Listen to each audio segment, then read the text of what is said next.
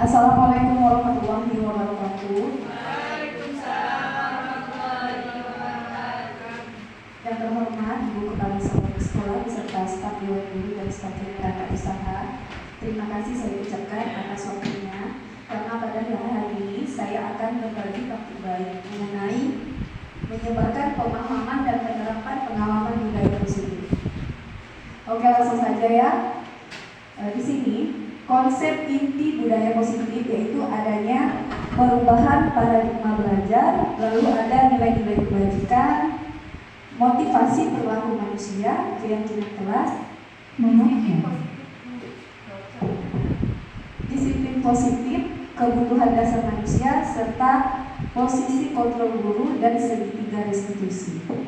Nah, ini konsep inti budaya positif ya Bapak Ibu.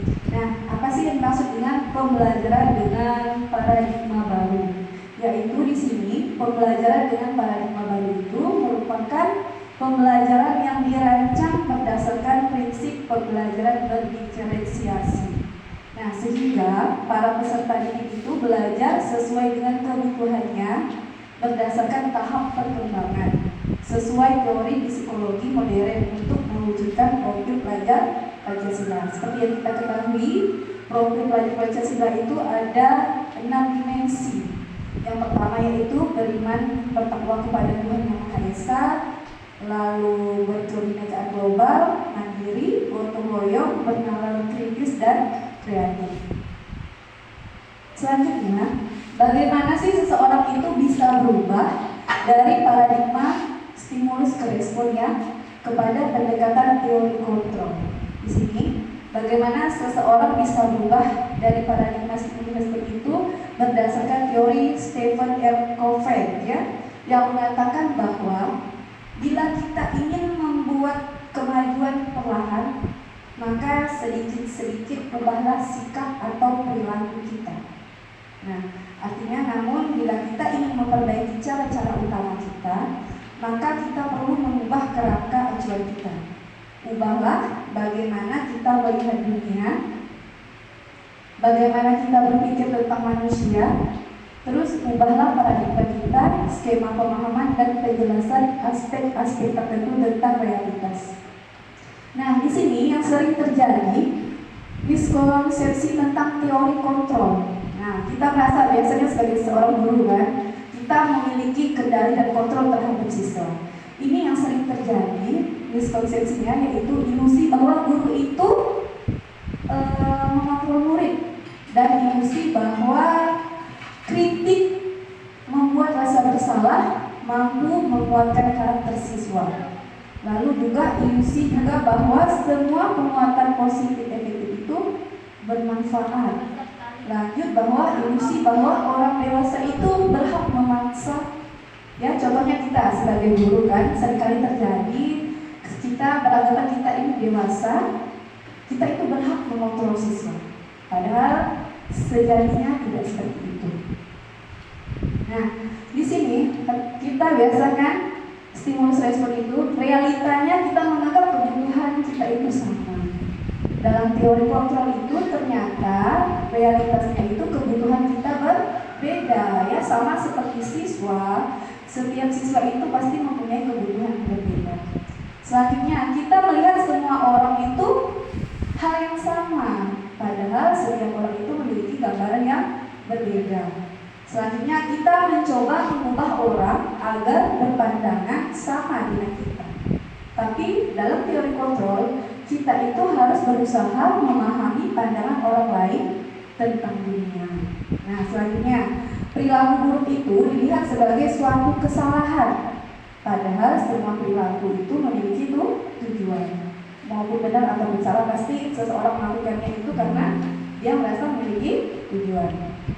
Nah, orang lain bisa mengontrol saya, padahal sebenarnya yang bisa mengontrol kita itu hanya diri kita sendiri ya. Selanjutnya, saya bisa mengontrol orang lain. Kalau kita berprasangka saya bisa mengontrol orang lain, dan orang lain pun ternyata tidak, kita pun tidak bisa mengontrol orang lain. Selanjutnya, pemaksaan ada pada saat rujukan gagal. Ternyata kolaborasi dan konsensus itu menciptakan pilihan baru. Selanjutnya lagi, model berpikir menang atau kalah. Dalam teori kontrol itu, model berpikir itu menang-menang. Nah, teori kontrol itu berdasarkan Dr. William Glasser, ya, dia itu adalah seorang psikiater dan pendidik. Nah, dia menuliskan tadi apa sih yang dimaksud ilusi guru mengontrol murid itu. Di sini, pada dasarnya kita tidak dapat memaksa murid untuk berbuat sesuatu jikalau murid tersebut memilih untuk tidak melakukannya. Nah, jadi walaupun tampaknya guru sedang mengontrol perilaku murid, hal demikian itu terjadi karena murid sedang mengizinkan dirinya terkontrol. Jadi kalau kita mau mengontrol seseorang itu, kalau dirinya sendiri tidak mau dikontrol, ya pasti tidak bisa terkontrol kan? Nah, jadi saat itu bentuk guru itu menjadi kebutuhan dasar yang diberi murid tersebut. Jadi teori kontrol ini menyatakan bahwa semua perilaku itu memiliki tujuan, bahkan terhadap perilaku yang tidak disukai. Jadi maupun perilaku yang kita sukai atau yang tidak kita sukai itu biasa yang terjadi pada murid itu karena mereka pasti memiliki tujuan tertentu kan, mengapa mereka melakukan hal tersebut. Nah, selanjutnya lagi di sini yang dikatakan ilusi bahwa semua penguatan positif itu efektif dan bermanfaat.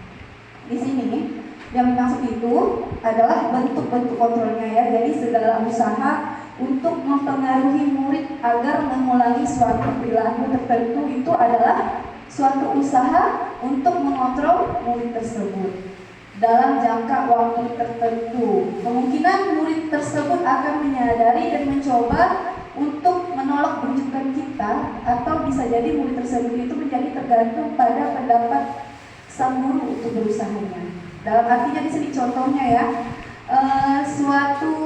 kita kan mempengaruhi murid agar mengulangi suatu perilaku tertentu secara berulang. Nah, contohnya kita menyuruh murid untuk memungut sampah. Jika di dalam murid itu tersendiri dia tidak ada kontrol terkendali untuk dia sendiri, pasti kalau memang ada kemauan itu sulit kita untuk mengontrolnya ya. Makanya itu bukan sesuatu yang berulang, itu bukan suatu penguatan positif yang efektif. Kita terus-terusan nyuruh murid ini pungut sampah.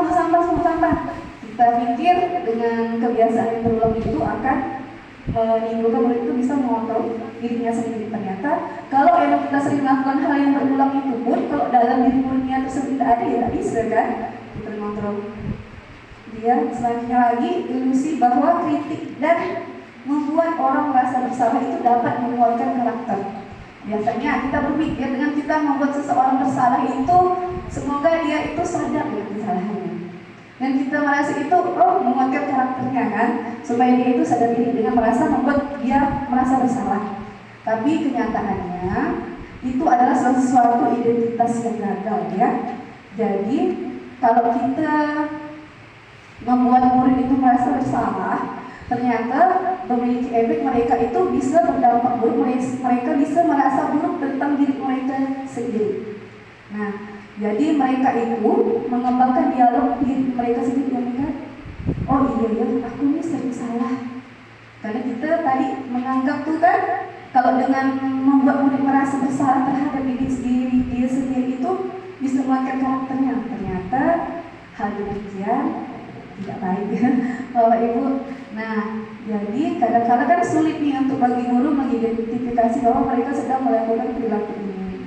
Nah, karena seringkali guru cukup menggunakan suara halus dan untuk menyampaikan pesan negatif. Walaupun misalnya seorang guru itu ngomongnya lemah lembut, tapi ternyata di dalam lemah lembut itu tetap ada suatu pesan negatif.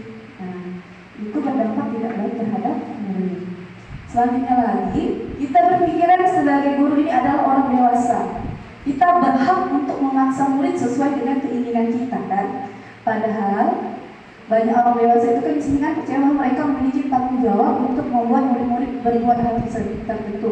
Apapun yang dilakukan itu diterima selama ada kemajuan berdasarkan sebuah pengukuran kinerja. Nah, pada saat itu pula orang dewasa itu akan menyadari bahwa perilaku memaksa itu tidak akan efektif untuk jangka waktu panjang. Nah, dan sebuah hubungan permusuhan akan terbentuk. Maksudnya mungkin di sini ya, karena mentang-mentang kita sebagai orang yang dewasa, kita memaksa murid itu kan sesuai kemauan kita. Mungkin tanpa kita sadari dengan perkataan atau perbuatan kita itu menyakiti hati mereka atau bisa menimbulkan memori buruk lah karena perlakuan kita. Jadi makanya di sini, jadi perilaku memaksa itu tidak efektif untuk jangka waktu yang panjang ya. Mungkin Bapak Ibu pun dulu sebelum jadi guru, mungkin punya peristiwa perilaku guru yang sampai sekarang nggak bisa dilupakan dalam memorinya. Adakah Bapak Ibu? Kalau misalnya guru yang bertindak kasar kan, ucapan. Nah, mungkin di sini yang dimaksud bahwa kita sebagai orang dewasa itu berhak untuk memaksa murid itu. Makanya dari itu memang yang harus kita timbulkan itu memang motivasi yang berasal dari dalam diri siswa itu tersebut. Nah, selanjutnya di sini. Nah, sebelumnya mari kita tanyakan ke diri kita sendiri bagaimana kita berperilaku. Mengapa sih kita itu melakukan segala sesuatu itu? Apakah karena kita melakukan itu adanya dorongan dari lingkungan atau ada dorongan dari orang lain? Ya, jadi terkadang kita melakukan sesuatu itu karena kita menghindari rasa sakit atau ketidaknyamanan. Nah, terkadang kita juga melakukan sesuatu itu untuk mendapatkan apa yang kita mau. Pernahkah Bapak Ibu melakukan sesuatu untuk mendapatkan senyuman atau pujian dari orang lain, atau untuk mendapat sebuah hadiah, atau melakukan sesuatu itu untuk mendapatkan uang? Mungkin apalagi kira-kira kalau misalnya orang melakukan sesuatu itu untuk popularitas, bisa kan? Banyak ya Bapak Ibu. Coba kita tanyakan contohnya aja. Kita bekerja sebagai guru, dari dasar dalam diri kita itu kita tanyakan, apa sih tujuan aku jadi guru ini?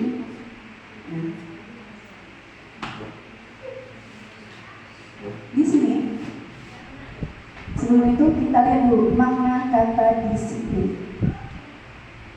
Sini, kita mendengar kata disiplin itu apa yang terbenak kita.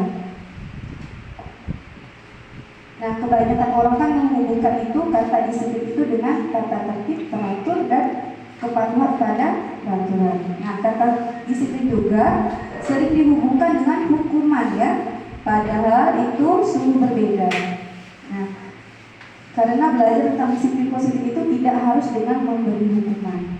Jadi tadi kan kita kan di awal kan sudah saya sampaikan tentang budaya positif. Nah, budaya positif itu di sini maksudnya tidak harus dengan memberi hukuman kepada siswa. Nah, justru itu adalah kata salah satu disiplin itu alternatif terakhir. Kalau hukuman itu ya alternatif terakhir kalau perlu tidak digunakan sama sekali. Dalam budaya kita, makna kata disiplin itu dimaknai menjadi sesuatu yang dilakukan seseorang pada orang lain untuk mendapatkan kepatuhan. Kita cenderung menghubungkan kata disiplin dengan ketidaknyamanan. Nah, Bapak Ki Hajar Dewantara menyatakan di mana ada kemerdekaan, di situ harus ada disiplin yang kuat. Nah, sungguh pun disiplin itu bersifat disiplin, yaitu kita sendiri yang mewajibkan kita dengan sekeras-kerasnya. Tetapi itu sama saja, sebab kalau kita tidak cakap melakukan disiplin, wajiblah penguasa lain mendisiplinkan diri kita. Dalam peraturan demikian itu harus ada di dalam suasana yang merdeka. Contohnya mungkin ya Bapak Ibu ya, kalau kita ingin disiplin, kalau kita disiplinnya itu karena terpaksa, nyaman nggak kita melakukan? Tidak kan? Makanya mungkin di sini maksud Bapak Ki Hajar Dewantara itu, untuk kita mendisiplinkan diri kita harus juga merasa merdeka. Nah, di sini untuk mencapai kemerdekaan dalam konteks pendidikan kita saat ini, bagaimana caranya? Yaitu kita harus menciptakan murid yang merdeka. Nah, syarat utamanya yaitu harus ada disiplin yang kuat. Nah, di sini maksudnya itu yaitu disiplin diri, dia memiliki motivasi internal. Nah, tadi motivasi internal itu yang memang berasal dari anak itu sendiri. Nah, jadi untuk mendisiplinkan kita atau motivasi eksternal itu kan kalau yang internal dari dalam, yang eksternal dari luar. Nah, tadi tuh ada pun definisi kata merdeka tadi menurut Ki Hajar Dewantara, yaitu merdeka iku jawara noranu levasing pamreh ni kuat kuasa amani priyangga, yaitu merdeka itu artinya tidak hanya terlepas dari perintah, akan tetapi juga cakap buat memerintahkan diri sendiri. Jadi artinya kita merdeka itu bukan karena kita diperintah orang lain, tapi kita melakukan suatu kebaikan itu ya memang dari dalam diri kita. Diri kita yang memerintahkan harus kita berbuat demikian. Nah, jadi pemikiran Ki Hajar Dewantara ini sejalan dengan pandangan Diani Gosen ya, dalam bukunya dia mengatakan bahwa arti kata disiplin itu berasal dari bahasa Latin, yaitu artinya belajar. Nah, kata disiplin itu juga berasal dari akar kata yang sama dengan disiplin atau murid atau pengikut. Untuk menjadi seorang murid atau pengikut, seseorang itu harus paham betul alasan mengapa mereka mengikuti suatu aliran atau ajaran tertentu, sehingga motivasi yang terbangun itu adalah motivasi intrinsik bukan ekstrinsik. Artinya motivasi yang memang berasal dari dalam diri mereka sendiri.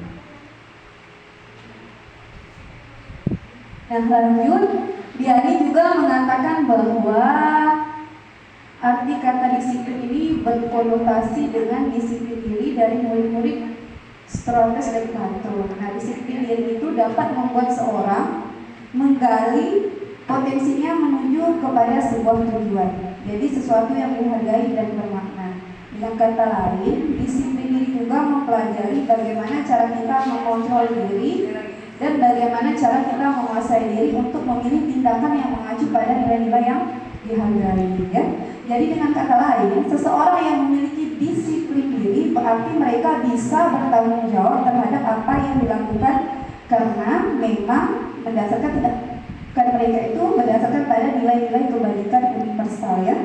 Nah, di sini Ki Hajar Dewantara mengatakan pertanggungjawaban atau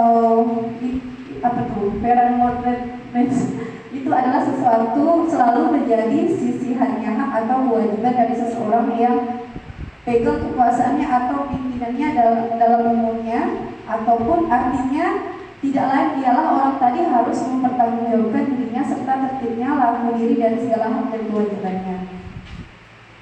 Nah, di sini inti dari disiplin positif itu tadi kan disiplin itu berasal dari kata disiplina yang artinya belajar, yaitu mengacu pada disiplin diri yang memiliki tanggung jawab terhadap apa yang dilakukan berdasarkan nilai-nilai yang diyakini.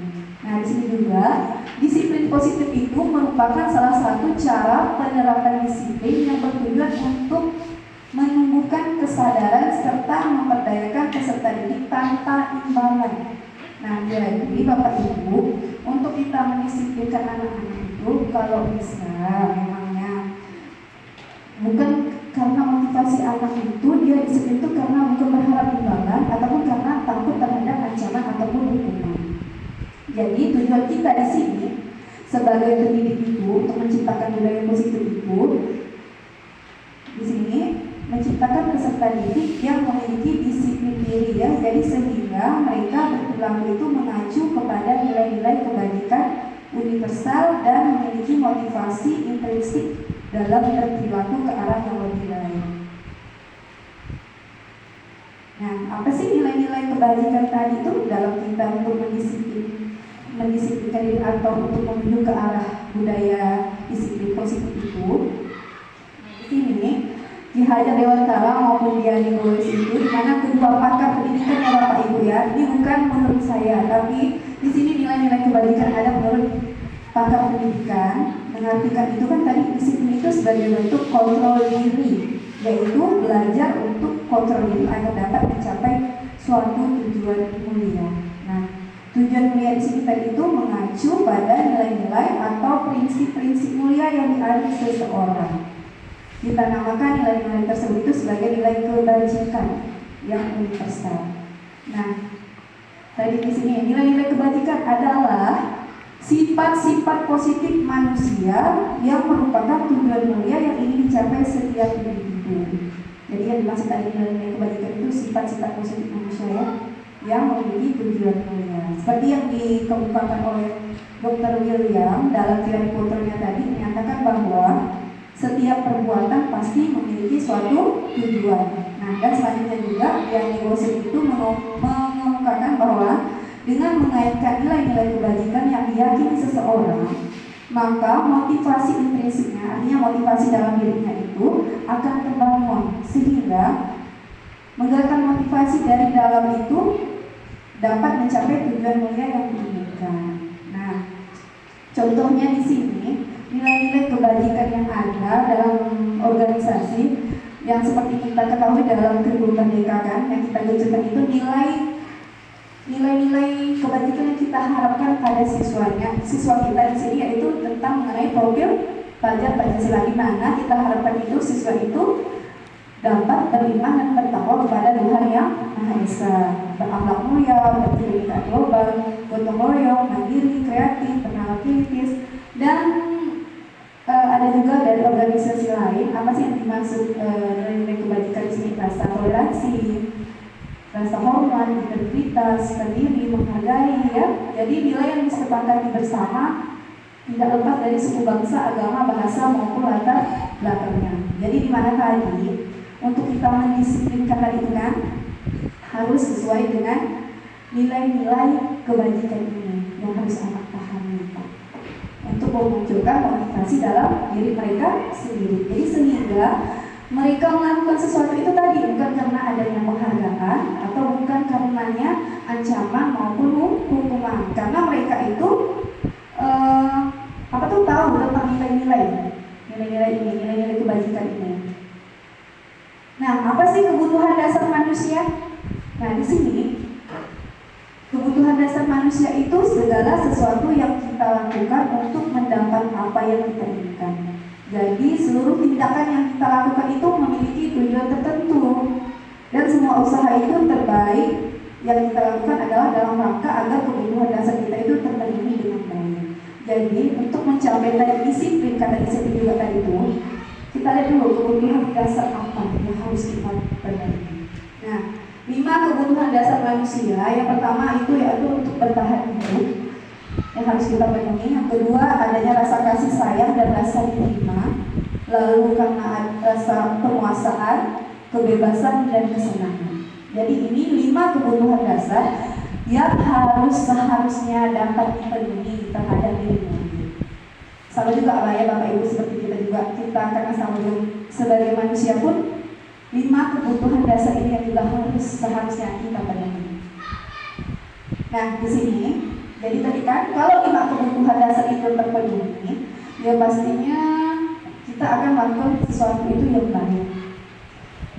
Nah,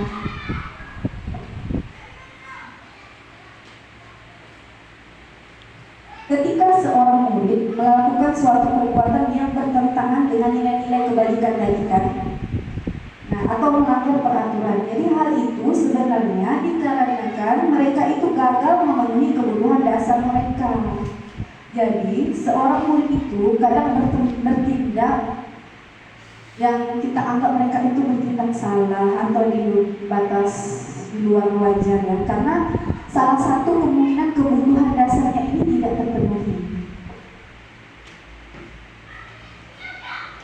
Nah, contoh di sini penjelasan tentang kebutuhan bertahan hidup. Nah, jadi kebutuhan bertahan hidup itu kan bersifat fisiologis, ya.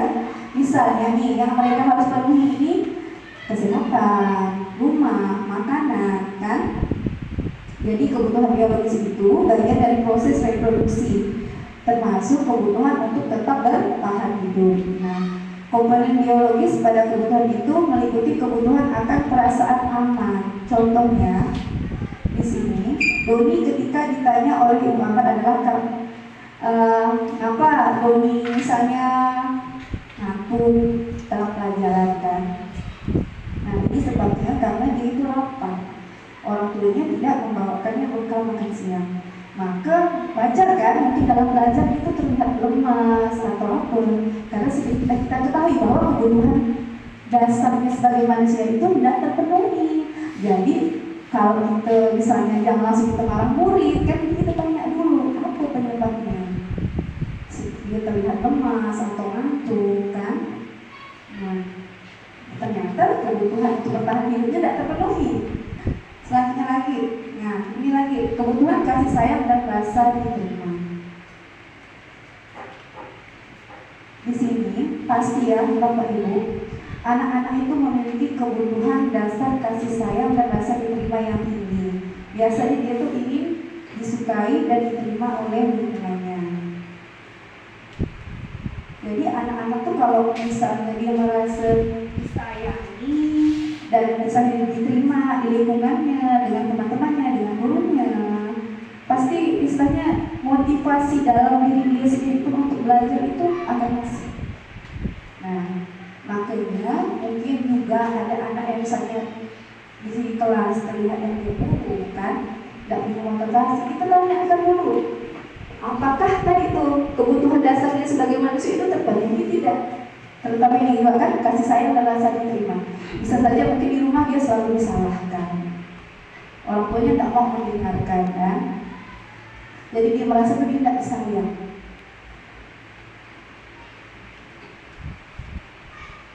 Selanjutnya penguasaan, yaitu kebutuhan pengakuan atas kemampuan. Nah, jadi kebutuhan ini berhubungan dengan kekuatan untuk mencapai sesuatu. Jadi anak-anak yang memiliki kebutuhan dasar akan penguasaan yang tinggi itu biasanya selalu ingin menjadi pemimpin. Nah, mereka juga suka mengamati sebelum mencoba hal baru dan merasa kecewa bila melakukan kesalahan. Nah, jadi mereka juga biasanya rapi dan sistematik ingin mencapai yang terbaik. Mungkin biasa kan ada anak yang di kelas tuh kita jelaskan belum apa-apa, dia dulu yang banyak ngomong, sesekali kita mau tahu kan.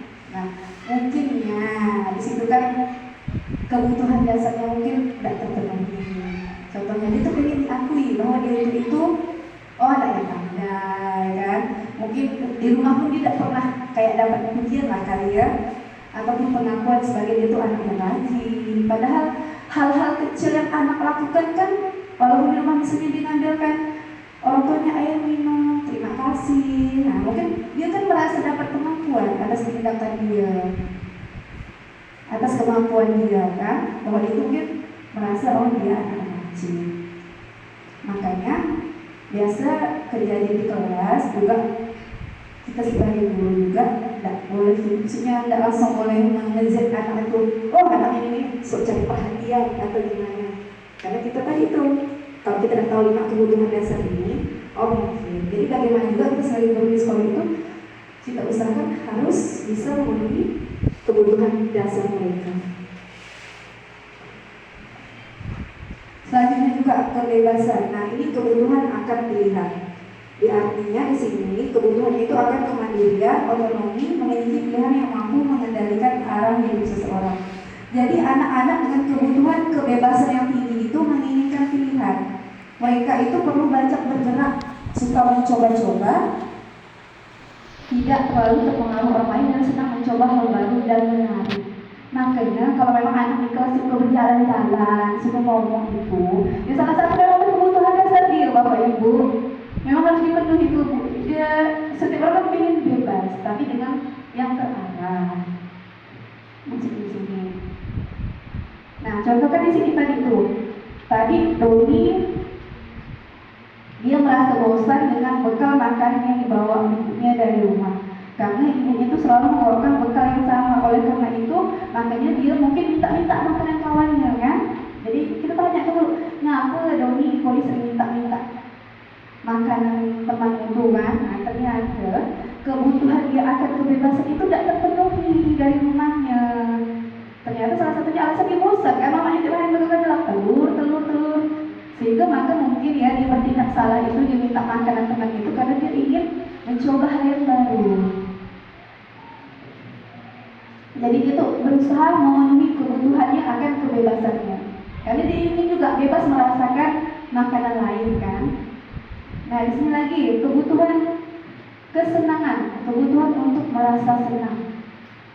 Nah, jadi kebutuhan untuk mencari kesenangan itu bermain ya, Bapak Ibu, tertawa. Jadi bisa Ibu bayangkan kalau hidup tanpa kenikmatan apapun, betapa menyedihkannya kan. Makanya biasa ada anak di kelas yang istilahnya suka main, kan, ketawa, memang itu udah menjadi kebutuhan dasar manusia, tidak bisa kita elakkan lagi. Memang kesenangan itu kebutuhan dasar manusia yang harus kita penuhi.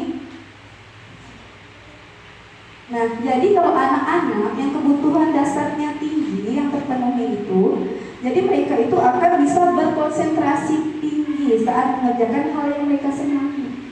Kalau memang kebutuhan itu pun dari rumah dan mereka dapatkan. Nah, mereka suka permainan dan juga suka koleksi barang, suka bergurau, suka melucu, suka mengemaskan. Itu memang udah kebutuhan dasar Bapak Ibu. Nah, jadi bahkan saat mereka bertingkah buruk pun mereka masih terlihat lucu. Iya kan? Nah, dari dalam kasus tadi juga Doni itu ya, karena dia iseng saja dan menikmati. Karena dia tadi itu kan makanannya bosan kan, jadi dia tuh minta makanan kawannya. Karena dia iseng, jadi dia lihat ekspresi kawannya tuh, dia kesal kan. Jadi menurut dia tuh ekspresi teman-temannya tuh lucu, sehingga dia merasa itu dia mencari kesenangan itu dengan ngambil makanan temannya. Nah, makanya kadang anak berlaku ya, kadang kita tidak habis pikir itu kenapa kan? Memang ternyata itu memenuhi kebutuhan dasar dia sebagai manusia. Nah, motivasi perilaku manusia tadi. Di sini mari coba kita tanyakan ke diri kita sendiri bagaimana kita berperilaku. Mengapa kita melakukan tadi sesuatu? Apakah karena adanya dorongan dari lingkungan atau dorongan yang lain, atau karena kita melakukan sesuatu itu untuk menghindari rasa ketidaknyamanan atau untuk mendapatkan apa yang kita mau tadi. Nah, motivasi perilaku manusia itu kan ada 3.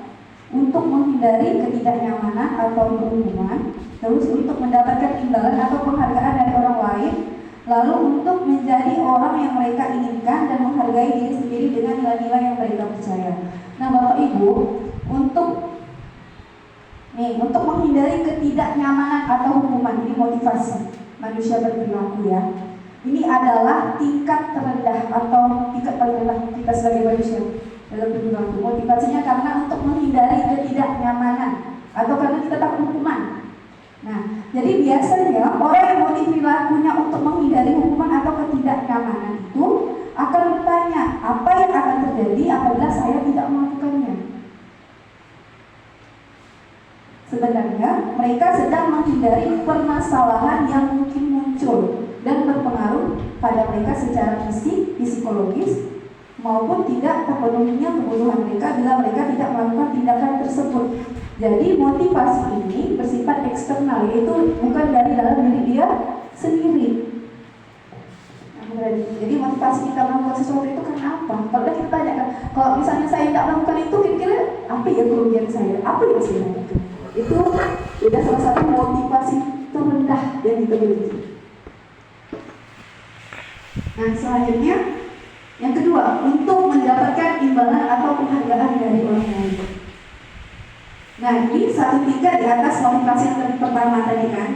Jadi di sini orang berperilaku itu untuk mendapatkan imbalan atau penghargaan dari orang lain. Jadi motivasi ini tuh seseorang akan bertanya, apa yang akan saya dapatkan apabila saya melakukannya.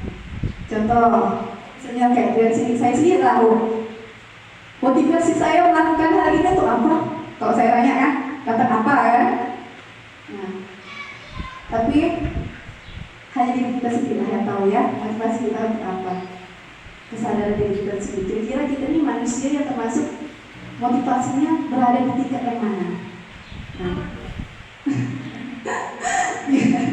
jadi mereka melakukan suatu tindakan itu untuk mendapatkan pujian dari orang lain yang menurut mereka penting dan mereka letakkan dalam dunia berkualitas mereka, atau yang tadi kan kita melakukan sesuatu itu untuk mendapatkan hadiah, pengakuan, imbalan. Sama. Jadi motivasi ini berasal juga dari luar, bukan dari dalam diri kita sendiri. Karena yang tadi kita berharap adanya penghargaan, adanya imbalan. Nah, yang ketiga, jadi untuk menjadi orang yang mereka inginkan dan menghargai diri sendiri dengan nilai-nilai yang kita percaya. Tadi yang nilai kebajikan, kita tahu orang sebagai manusia ini mungkin tadi kita harus beriman dan bertakwa kepada Tuhan Yesus. Jadi di sini Apa pertanyaan yang muncul di benak kita kalau kita mempunyai motivasi ketiga ini? Pasti kita akan bertanya, menjadi orang seperti apa saya?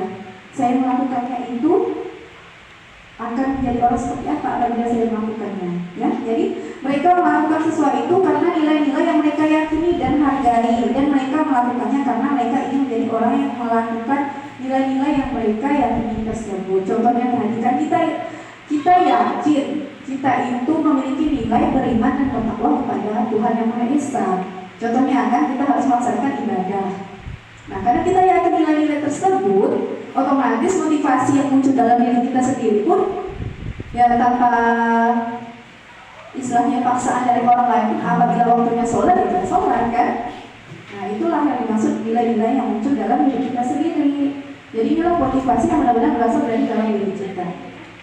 Nah, selanjutnya apa sih hukuman, konsekuensi, dan restitusi? Dalam menjalankan peraturan ataupun keyakinan kelas, bila mana ada suatu pelanggaran, tentunya sesuatu itu harus terjadi. Tapi untuk itu kita meninjau ulang tindakan penegakan peraturan atau keyakinan kelas atau sekolah yang kita lakukan ya. Jadi tindakan tersebut itu termasuk hukuman atau konsekuensi. Nah, jadi juga ada yang namanya jadi restitusi itu proses menciptakan kondisi bagi murid untuk memperbaiki kesalahan mereka, sehingga mereka bisa kembali pada kelompok mereka dengan karakter yang lebih kuat. Jadi restitusi ini merupakan proses kolaboratif yang mengajarkan murid untuk mencari solusi untuk masalah mereka dan membantu murid berpikir tentang orang seperti apa yang mereka inginkan dan bagaimana mereka harus memperlakukan orang lain. Nah, di sini ada suatu gambaran perbedaan antara hukuman, konsekuensi, dan restitusi itu sendiri. Jadi, bila kita melihat bagian ini, kata disiplin itu tanpa tambahan kata positif di belakangnya.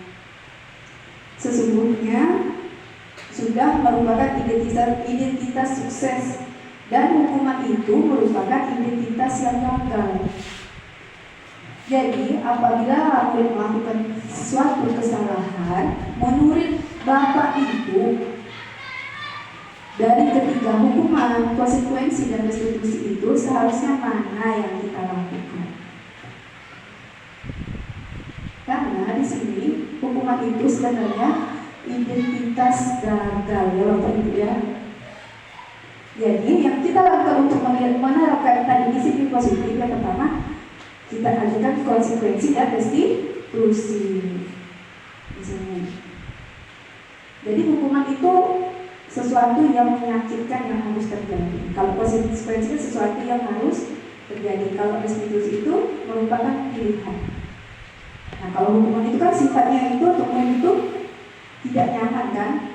Nah, kalau konsekuensi itu tidak nyaman, tapi untuk jangka waktu pendek. Kalau hukuman itu dia merasa tidak nyaman itu dalam jangka waktu yang panjang. Lanjut saja di sini. Jadi berdasarkan bagian-bagian tadi, kita simpulkan bahwa hukuman itu bersifat tidak terencana atau tiba-tiba. Jadi anak atau murid itu tidak tahu apa yang akan terjadi dan tidak dilibatkan. Jadi hukuman itu bersifat satu arah atau dari pihak guru yang memberikannya, dan murid hanya menerima suatu hukuman tanpa melalui suatu kesepakatan.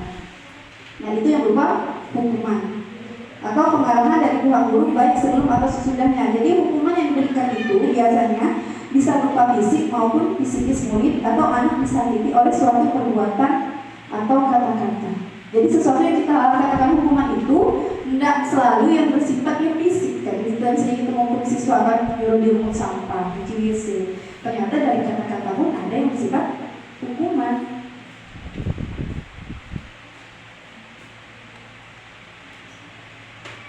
Nah, sementara kalau disiplin dalam bentuk konsekuensi itu sudah terencana atau sudah disepakati. Jadi udah kita bahas, guru sama murid itu udah saling bahas. Kalau misalnya dia melakukan kesalahan ini, apa sama-sama kan? apa yang mereka dapatkan. Jadi memang sih kalau pada konsekuensi ini murid tetap dibuat tidak nyaman, tapi untuk dalam jangka waktu pendek. Contohnya di sini ya, misalnya setelah 3 kali tugasnya tidak diselesaikan pada waktu yang diberikan, murid itu melakukan kegiatan di luar pembelajaran, misalnya ngobrol, maka murid tersebut akan kehilangan waktu bermain. Jadi harus menyelesaikan tugas karena ketinggalannya. Jadi peraturan konsekuensi itu sudah disepakati oleh murid dan guru. Kalau misalnya dia tidak mengerjakan tugas 3 kali karena dia banyak main, banyak ngobrol, sebelum itu kan kita kasih tahu apa konsekuensinya kalau dia melakukan hal tersebut. Nah ini tadi perbedaan hukuman, konsekuensi, dan restitusi. Kalau hukuman itu sifatnya itu tidak terencana atau tiba-tiba. Jadi murid itu tidak tahu apa yang akan terjadi. Jadi mereka itu tidak dilibatkan. Contohnya adalah misalnya tiba-tiba dia melakukan kesalahan, kita suruh mengut sampah. Dalam keyakinan kelas belum kita sebutkan misalnya kesalahan yang terjadi itu apa, konsekuensinya itu apa. Jadi hukuman tadi itu tadi ya berupa hukuman fisik atau psikis. Kalau konsekuensi itu terencana, disepakati sesuai peraturan. Jadi murid memang sih tetap dibuat tidak nyaman, cuman sikap guru selalu memonitor murid. Sedangkan restitusi di sini proses menciptakan kondisi bagi murid untuk memperbaiki kesalahannya. Nah, jadi prosesnya itu kolaboratif yang mengajarkan murid itu untuk mencari solusi dia sendiri. Nah, dihukum oleh penghargaan adalah yang Ibu. Jadi saat kita berulang kali menjanjikan hadiah kepada anak-anak agar berperilaku bertanggung jawab, atau kepada seorang murid agar mempelajari sesuatu yang baru, atau kepada seorang karyawan agar melakukan pekerjaan yang berkualitas, kita itu sedang berasumsi mereka itu tidak dapat melakukannya atau mereka tidak akan memilih untuk melakukannya. Karena mereka itu tadi tuh dihukum adanya oleh penghargaan. Jadi kita jadikan hadiah. Padahal seperti itu salah satu kategori dihukum oleh penghargaan. Nah, Al-Fatwa mengungkapkan baik penghargaan maupun hukuman itu adalah cara-cara mengontrol perilaku seseorang yang menghancurkan potensinya untuk pembelajaran yang sesungguhnya. Nah, jadi ya, hukuman dan penghargaan itu menurut seorang ahli ini itu adalah cara-cara mengontrol perilaku seseorang yang menghancurkan potensinya untuk pembelajaran sesungguhnya. Karena menurut dia itu secara idealnya itu tindakan belajar itu sendiri adalah penghargaan yang sesungguhnya, kemauan dari diri sendiri. Nah, contoh sini pengaruh penghargaan jangka pendek di sini dan jangka panjang ya, Bapak Ibu. Penghargaan itu efektif jika kita menginginkan seseorang melakukan sesuatu yang kita inginkan dalam jangka waktu pendek. Lalu jika kita menggunakan penghargaan lagi dan lagi, maka orang tersebut itu akan bergantung pada penghargaan yang diberikan, serta dia tuh kehilangan motivasi dari dalam. Selanjutnya lagi, kalau kita mendapatkan penghargaan untuk melakukan sesuatu yang baik, maka selain kita senantiasa berharap mendapatkan penghargaan tersebut lagi, kita pun menjadi tidak menyadari tindakan baik yang kita lakukan. Nah, jadi penghargaan itu juga tidak efektif. Jadi suatu penghargaan itu kan tidak efektif karena suatu benda atau peristiwa yang diinginkan yang dibuat dengan persyaratan. Hanya jika Anda melakukannya, maka Anda akan mendapatkan penghargaan yang diinginkan. Sini dikatakan tidak efektif juga. Jika saya mengharapkan suatu penghargaan dan tidak mendapatkannya, maka saya akan kecewa dan berkecil hati, serta kemungkinan lain kali saya akan tidak berusaha sekeras sebelumnya. Lagi-lagi, penghargaan itu dikatakan tidak efektif karena jika kita memberikan seseorang suatu penghargaan untuk melakukan sesuatu, maka kita harus terus-menerus memberikan penghargaan itu jika tidak ingin orang tersebut meneruskan perilaku yang kita inginkan. Jadi juga penghargaan itu merusak hubungan. Kenapa sih bisa dikatakan penghargaan itu merusak hubungan? Jadi ketika seseorang diberi penghargaan atau dipuji, puji di depan orang banyak, maka yang lain akan merasa iri. Nah, dan sebagian dari mereka akan tidak menyukai orang yang diberikan penghargaan. Makanya dikatakan penghargaan itu merusak hubungan. Di sini juga, jika seorang guru sering memberikan penghargaan kepada murid-muridnya, besar kemungkinan murid-muridnya itu termotivasi hanya untuk menyenangkan gurunya. Mereka tidak akan bersikap jujur kepada gurunya tersebut. Nah, lanjut, penghargaan juga bisa menciptakan persaingan di dalam kelas dan persaingan menciptakan kecemasan. Mereka yang percaya bahwa mereka tidak memiliki kesempatan untuk mendapatkan penghargaan akan berhenti mencoba. Nah, contoh di sini, penghargaan mengurangi ketepatan. Ada sebuah riset dalam suatu percobaan, sekelompok anak laki-laki berusia 9 tahun diminta untuk melihat gambar-gambar wajah yang ditampilkan di layar. Dan mereka itu harus memberitahukan jika wajah-wajah tersebut sama atau berbeda. Jadi gambar-gambar tersebut tuh hampir sama. Jadi beberapa dari mereka itu diberi penghargaan dalam bentuk uang pada saat mereka memberikan jawaban yang benar, sementara sebagian yang lain tidak. Jadi sisanya seorang guru itu kasih pertanyaan kan, siapa yang bisa jawab pertanyaan ibu kasih dia uang. Nah, ternyata di sini anak laki-laki yang dibayar itu membuat lebih banyak kesalahan. Karena tadi dia karena berharap uang, dipikir itu cuma uang. Jadi dia tidak memikirkan jawaban itu benar atau salah. Jadi motivasi yang muncul dalam diri itu yang dari dia tadi karena mengharapkan imbalan. Dia tidak memikirkan jawabannya itu benar atau salah. Terus lagi di sini ada di yang kedua, anak-anak diminta mengingat kata-kata tertentu. Kemudian mereka itu diminta mengambil kartu yang berisi kata-kata yang diingat tersebut setiap kali muncul. Beberapa anak diberikan permen apabila mereka memberikan jawaban yang benar, dan sebagian lain hanya diberitahu saja bila jawaban mereka benar. Hasilnya, anak-anak yang mendapat permen, jawabannya itu banyak yang tidak tepat dibandingkan anak-anak yang hanya diberitahu jawaban yang benar. Nah, tadi penghargaan itu bisa menurunkan kualitas.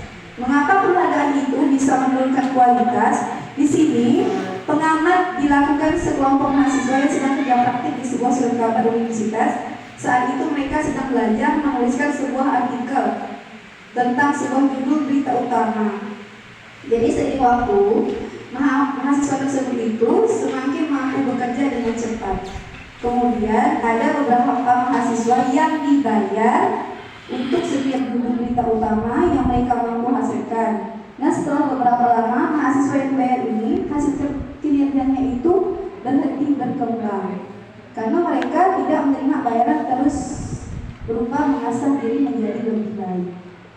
Karena tadi dia mengharapkan tadi dibayar. Jadi penghargaan itu menurunkan kualitas dia. Kalau dia tidak dibayar, tidak kerja, istilahnya gitu kan. Nah, selanjutnya lagi, penghargaan itu bisa mematikan kreativitas. Contoh di sini, murid-murid tuh diminta berpikir mengenai hadiah atau penghargaan yang bisa mereka dapatkan bila mereka berhasil menulis sebuah puisi. Jadi kreativitas kelompok murid-murid ini menjadi berkurang dibandingkan dengan yang tidak diberitahukan tentang hadiah yang bisa mereka terima. Karena tadi itu kan, jadi mereka tuh bisa melakukan apa saja demi mengharapkan penghargaan. Nah, penelitian juga menunjukkan bahwa pekerjaan seni atau sebuah penulisan cerita menjadi kurang kreatif bila dijadikan sebuah hadiah atau penghargaan. Kalau Bapak ini seorang peneliti yang pakar-pakar, saya ini baru tahu setelah mengikuti ini. Lanjut lagi, jadi dalam tugas-tugas memecahkan masalah, para murid bisa memakan waktu yang lebih lama dan memberikan jalan keluar kurang kreatif saat mereka dijadikan suatu penghargaan. Nah, ini juga yang tadi penghargaan menghukum. Jadi mereka yang tidak mendapatkan penghargaan, misalnya dalam sistem ranking, makanya pemerintah itu sebenarnya sudah bagus sama Pak Ibu. Kenapa sih ranking itu tidak ditulis? Karena ada sebabnya.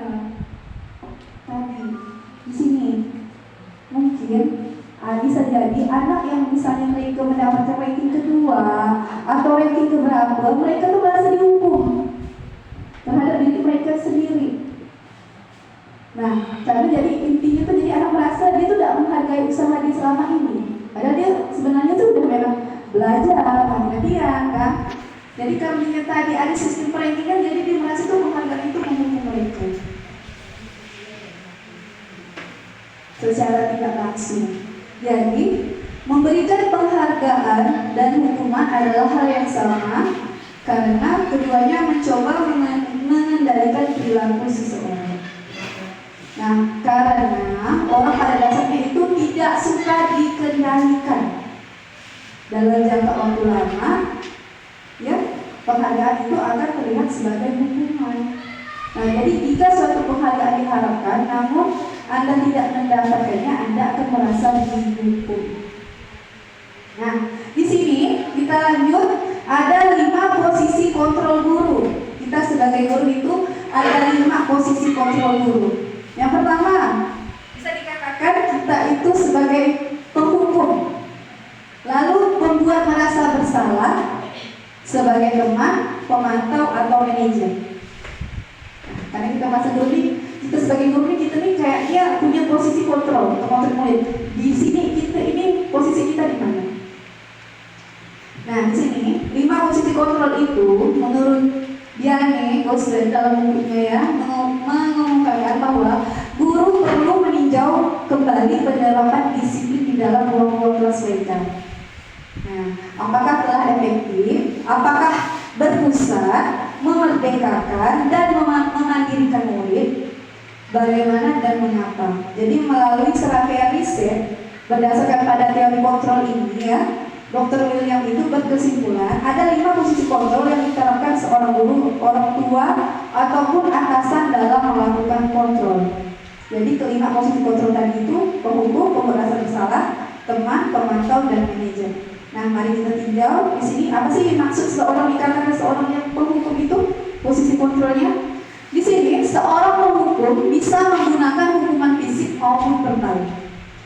Jadi orang-orang yang menjalankan posisi penghukum senantiasa mengatakan bahwa sekolah itu memerlukan sistem atau alat yang dapat lebih menekan murid-murid lebih dalam lagi. Guru-guru yang menerapkan posisi penghukum akan berkata, patuhi aturan saya atau awas. Nah, itu secara tidak langsung kan berupa hukuman yang berupa verbal, ancaman kan? Kalau siswa tidak patuhi, awas ya. Nah, kamu selalu saja salah. Kata-kata itu sudah termasuk kita sebagai penghukum. Kamu selalu saja salah. Lanjut, selalu, pasti selalu terakhir, selesai. Secara tidak langsung itu. Lanjut lagi, guru seperti ini senantiasa percaya hanya ada satu cara agar pembelajaran bisa berhasil, yaitu cara dia. Kan gitu, dengan ancaman dan dihukum. Tapi secara tidak langsung dia mempunyai posisi kontrol sebagai penghukum. Nah, lanjut, membuat merasa bersalah. Gimana sih seorang guru itu dikatakan membuat merasa bersalah ini? Biasanya guru itu akan bersuara lemah lembut. Jadi pembuat rasa bersalah itu akan menggunakan keheningan dan membuat orang lain merasa tidak nyaman, merasa bersalah terhadap diri. Kata-kata yang keluar dengan lembut memang lembut, ya. Contohnya, ibu sangat kecewa sekali dengan kamu. Secara tidak langsung itu kan membuat siswa itu, membuat mereka itu merasa bersalah. Kita juga sebagai penghukum jadinya, membuat yang merasa bersalah. Contoh lagi, beberapa kali bapak harus memberitahukan kamu ya, secara tidak langsung kan, secara kata-katanya. Gimana coba kalau orang tua kamu tahu kamu berbuat begini? Jadi di posisi ini murid itu akan memiliki penilaian diri yang buruk tentang diri mereka sendiri. Jadi mereka itu bisa merasa tidak berharga dan telah mengecewakan orang-orang yang mereka sayangi. Nah, makanya di sini tadi itu kata-kata kita kan dalam kita mengalami murid, kadang tidak kita sadari bahwa memunculkan sesuatu yang merasa efeknya untuk murid itu bisa jadi nanti kedepannya mereka merasa tidak dihargai, atau mereka bisa merasa Mereka tuh mau mengecewakan orang-orang yang mereka sayangi. Nah, di mana dikatakan guru, posisi kontrol guru sebagai teman. Nah, di sini guru itu tidak akan menyakiti murid, namun akan berupaya mengontrol murid melalui persuasi. Jadi posisi teman pada guru bisa negatif atau positif. Nah, positif di sini dikatakan positif itu apabila hubungan baik yang terjalin antara guru dan murid. Lalu guru di posisi teman juga menggunakan hubungan baik dan humor untuk mempengaruhi seseorang. Jadi guru kalau di posisi kontrol sebagai teman itu untuk mempengaruhi muridnya, pasti dia akan berkata seperti, ayolah bantu Bapak demi Bapak dan Ibu. Ayo ingat tidak bantuan Bapak selama ini, misalnya. Ya sudahlah, kali ini tidak apa-apa, namun Ibu bantu bereskan sehingga. Nah, hal negatif dari posisi teman adalah bila suatu saat guru tersebut tidak membantu, maka murid akan kecewa dan berkata, saya pikir Bapak atau Ibu itu teman saya. Jadi murid itu bisa merasa kecewa dan tidak mau lagi berusaha. Jadi hal yang memungkinkan timbul adalah murid hanya akan bertindak untuk guru tertentu dan tidak untuk guru lain. Makanya sering kita lihat, biasanya anak kelas lain kalau ditegur guru lain itu tidak mau dilaksanakannya, karena dia merasa itu hanya guru itu saja yang jadi temannya kan, guru yang lainnya enggak. Jadi makanya guru itu hanya bergantung pada guru tertentu saja. Selanjutnya lagi gimana posisi kontrol guru sebagai pemantau. Nah, artinya memantau itu berarti kan mengawasi. Pada saat kita mengawasi, kita itu bertanggung jawab atas perilaku orang-orang yang kita awasi. Posisi pemantau itu berdasarkan pada peraturan dan konsekuensi. Jadi dengan menggunakan sanksi atau konsekuensi kita dapat memisahkan hubungan pribadi kita dengan murid. Jadi sebagai seseorang yang menjalankan posisi pemantau, seringkali pertanyaan yang diajukan itu peraturannya apa? Kalau siswa melakukan kesalahan itu ya, lalu saksi atau konsekuensinya apa? Jadi seseorang pemantau itu sangat mengandalkan perhitungan, catatan, data yang dapat digunakan sebagai bukti atau perilaku seseorang. Jadi posisi ini tuh akan menggunakan stiker, catatan, daftar cek. Jadi posisi pemantau itu sendiri berawal dari teori stimulus respon yang menunjukkan tanggung jawab guru dalam mengontrol murid. Nah, yang terakhir ini posisi manajer. Bagaimana seseorang guru itu dikatakan memiliki posisi kontrol manajer, yaitu adalah posisi di mana guru tersebut berbuat sesuatu bersama dengan murid, mempersilahkan murid mempertanggungjawabkan perilakunya, yang mendukung murid agar dapat menemukan solusi atas permasalahannya sendiri. Jadi seorang guru dikatakan dia memiliki posisi kontrol sebagai manajer itu, dia sudah memiliki keterampilan di posisi teman ataupun pemantau. Nah, dengan demikian bisa jadi waktu-waktu tertentu juga kembali kepada kedua posisi tersebut bila diperlukan. Namun bila kita mengingat murid-murid kita menjadi manusia yang merdeka, mandiri dan bertanggung jawab, maka kita perlu mengacu kepada restitusi yang dapat menjadikan murid kita seorang manajer bagi dirinya sendiri. Ya, jadi di sini murid itu diajak untuk menganalisis kebutuhan dirinya maupun kebutuhan orang lain. Di sini penekanannya bukan pada kemampuan membuat konsekuensi, namun dapat berkolaborasi dengan murid bagaimana memperbaiki kesalahan yang ada. Contohnya, apa yang kita yakini, apa yang kamu yakini, jika kamu meyakini, apakah kamu bersedia memperbaikinya? Nah, jika kamu memperbaiki ini, hal ini menunjukkan apa tentang dirimu, apa rencana kamu untuk memperbaiki hal ini. Jadi, di mana posisi kontrol kita sebagai guru sebagai manajer ini, kita itu memberikan murid itu ruang untuk mereka mencari solusi atas permasalahan yang mereka hadapi. Nah, contohnya di sini Bapak Ibu, penerapan 5 posisi kontrol, siswa tidak memakai atribut lengkap saat upacara. Yang kita lakukan, kalau misalnya ada siswa yang bertindak seperti itu, hormat pada bendera selama 1 jam. Itu termasuk penghukum. Jadi kita sebagai guru itu posisi kontrolnya sebagai penghukum. Yang kedua, membuat rasa bersalah. Contohnya, berapa kali ibu atau bapak harus beritahu kamu selalu saja mengecewakan ibu atau bapak. Itu membuat rasa bersalah. Selanjutnya, sebagai teman, ayo dong ikuti aturan sekolah, tolong bantu ibu atau bapak ya, sekali ini saja. Ya sudah tidak apa-apa, lain kali jangan sampai berbuat seperti ini lagi ya. Kalau kita biasa nasihatin mereka, kan? Jadi secara langsung apa yang kita lakukan ini dan termasuk posisi kontrol sebagai teman. Nah, pemantau. Kalau sebagai pemantau, kamu sudah melanggar peraturan sekolah, kamu tahu kan konsekuensinya? Kamu beli atribut ya ke koperasi dan jangan diulangi lagi. Nah, kalau sebagai manajer, apakah kamu tahu kesalahanmu? Kan kita tahu tadi murid nih, nggak pakai atribut lengkap. Jadi kita tanyakan dulu, konfirmasi ke muridnya. Kamu tahu kan apa kesalahanmu? Jadi dia sendiri yang mencari tahu apa sih kesalahan dia. Lalu kira-kira bagaimana kamu memperbaiki kesalahanmu? Jadi solusinya itu bukan dari guru, tapi dari murid itu sendiri dia menemukannya. Nah, sekarang Bapak Ibu coba kita lihat di sini posisi kontrol apakah aku apabila saya kecewa sekali dengan kamu. Kira-kira sebagai apa?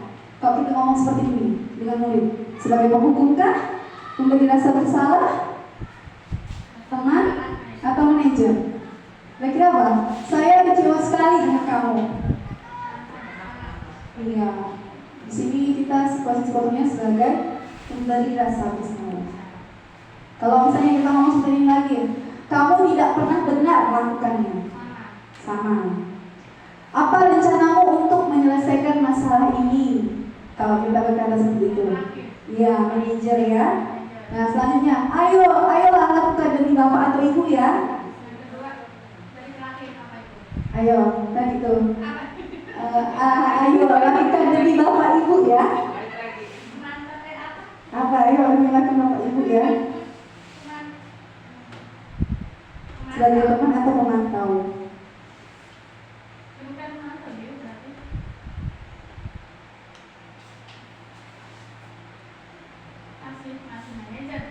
Ayo lakukan dari bapak ibu. Jadi dia tuh teman, kan? Sebagai teman kan? Karena tadi anak lakukan itu, ayo demikian. Karena nanti anak merasa oh ini teman saya. Tapi nanti terhadap guru lain dia tidak melakukannya karena dia merasa guru lain itu bukan teman dia. Selanjutnya lagi, kamu tidak pernah mendapat nilai jika tidak mengerjakan tugas. Masukkan secara tidak langsung. Hukum, tapi dengan verbal. Kan? Nah, keyakinan kelas. Mengapa sih keyakinan kelas? Mengapa bukan peraturan kelas? Jadi Bapak Ibu, makanya di sini yang kita buat itu keyakinan kelas, bukan peraturan kelas. Tapi mengapa? Ada yang tahu? Apa sih? Dikatakan keyakinan, tapi bukan peraturan. Tapi kayaknya sejenis lah, karena itu merupakan aturan yang harus kesepakatan. Keyakinan, oke. Dan ya, apa sih keyakinan kelas? Mengapa bukan peraturan kelas? Nah, di sini tadi kembali lagi, kalau murid-murid melakukan sesuatu itu karena nilai-nilai kebajikan, karena nilai-nilai yang mereka yakini, makanya namanya keyakinan kelas, yaitu nilai-nilai keselamatan atau kesehatan inilah yang kita sebut sebagai suatu keyakinan.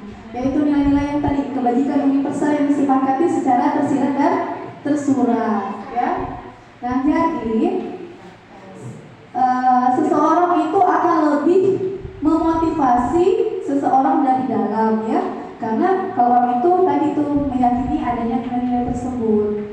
Di sini seseorang akan lebih tergerak dan bersemangat untuk menjalankan keyakinannya daripada hanya sekedar mengikuti serangkaian peraturan. Contohnya tadi, kalau kita meyakini kita tuh beriman bertakwa kepada Tuhan Yang Maha Esa. Jadi kan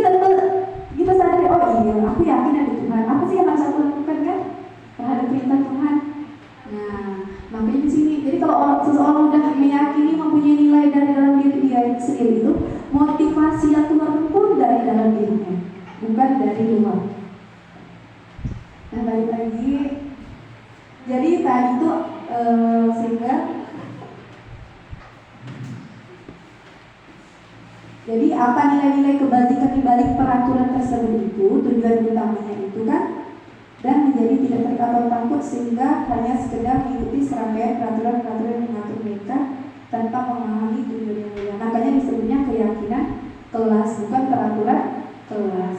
Karena dan peraturannya yang menurutku nggak oh kalau tidak dihukum itu akan ada hukuman, bukan karena berdasarkan nilai. Nah, pembentuk keyakinan kelas bersifatnya itu abstrak, berupa pernyataan universal, dibuat dalam pernyataan positif. Makanya dalam keyakinan kelas itu, Bapak Ibu jangan, maksudnya itu kata-kata yang ditulis itu jangan dibuat ada kata jangan, misalnya jangan membuang sampah. Harus kata-kata yang positif. Ada tempatnya. Kalau bisa dihindari kata-kata yang negatifnya. Jadi kita masukkan nilai-nilai kepercayaan di situ tuh. Kalau tidak kayak gitu, mereka kurang tahu. Makanya masukkan. Nanti ya sesuai dengan kondisi kelas dan sekolah sehingga mudah diterapkan. Makanya kita guru pun mengontrol diri kita, makanya pembiasaan memang kata-kata yang harus kita ucapkan pada siswa pun kata-kata positif. Jadi kalau mereka sudah terbiasa mendengar kata-kata positif juga, mungkin itu juga bisa memunculkan nilai-nilai kebajikan dalam diri mereka.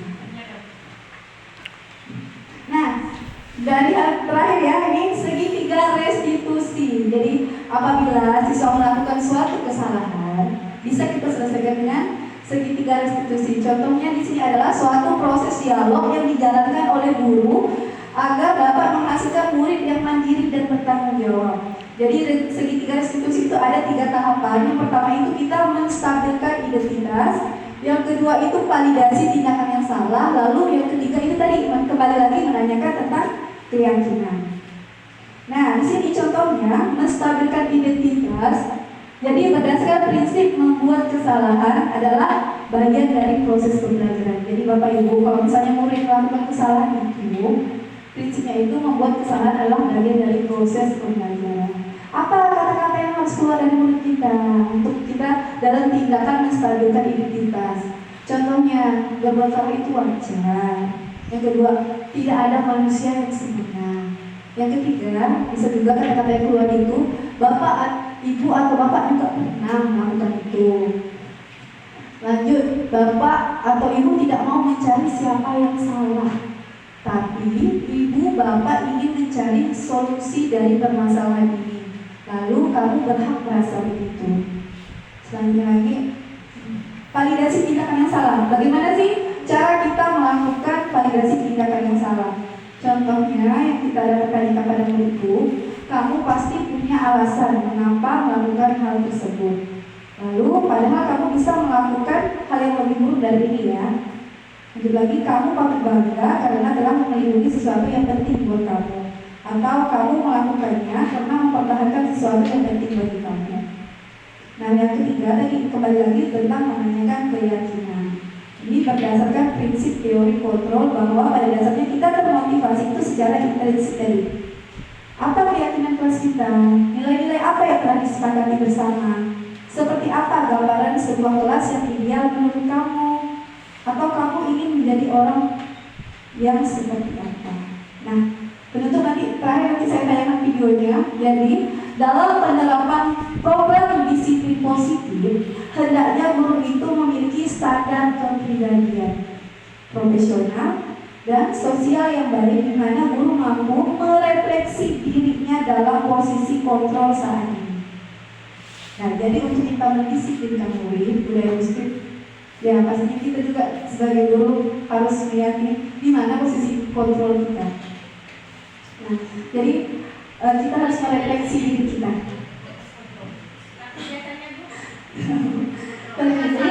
Bagaimana perjalanan dirinya sebagai among. Jadi bagaimana memang seorang guru itu posisi kontrolnya harus sebagai manajer, ya, yang menuntut murid-muridnya menjadi insan yang mandiri, merdeka, dan bertanggung jawab sesuai standar nasional pendidikan. Nah, demikianlah yang dapat saya sampaikan. Saya akhiri. Wabillahi taufiq wal hidayah. Wassalamualaikum warahmatullahi wabarakatuh.